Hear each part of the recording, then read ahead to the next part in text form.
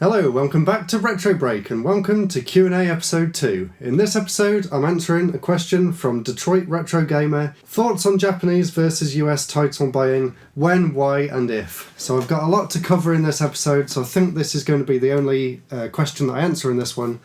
So let's start with why buy Japanese games over US or UK ones. So the example I've got here is Mega Man 02. Which is complete in box, and I got this when I was in Japan and it cost me all of about £2. And having a look on eBay, I couldn't even see any complete in box UK or US versions, but I know that they go for around 50 quid. So the first reason to buy the Japanese version over a US or UK version is obviously the price. But one thing you have to consider when you're buying Japanese games is the language barrier. Of course, a game like Mega Man isn't going to be too much of a big deal, but if you want to go for RPGs or something, they will be a lot cheaper in Japanese, but of course you've then got the language barrier. So for example, a very well-known RPG, Terranigma, this Japanese copy here, complete in box, just like Mega Man, this one cost me about 10 quid, and the equivalent condition and stuff in the UK would cost about 200, and this game was never actually released in America, so of course what you're paying for is a lot less, but you do have to think that the game is entirely in Japanese, which isn't great for an RPG. But there is a few solutions to that as well.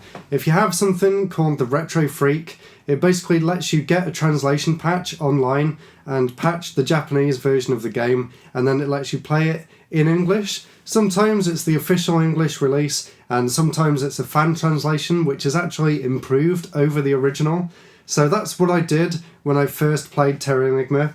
Of course, I've been back since and actually picked up the official release just for the collection, but that's another reason why buying a Japanese game over a UK or US version would be preferable. And there are actually a few other reasons as well. So this is a really interesting example. I'm sure everyone knows and loves the DS game Elite Beat Agents, but did you know the game also came out in Japan, but it's a completely different game. And at the time, I thought that these two were the same game, and I just thought this was the English version, this was the Japanese version. But no, they're completely different. They have different songs, they have different characters, they have different storylines, completely different music. The only thing that's the same is the gameplay. So I was really surprised to find that out. So of course I picked up the Japanese version as soon as I did.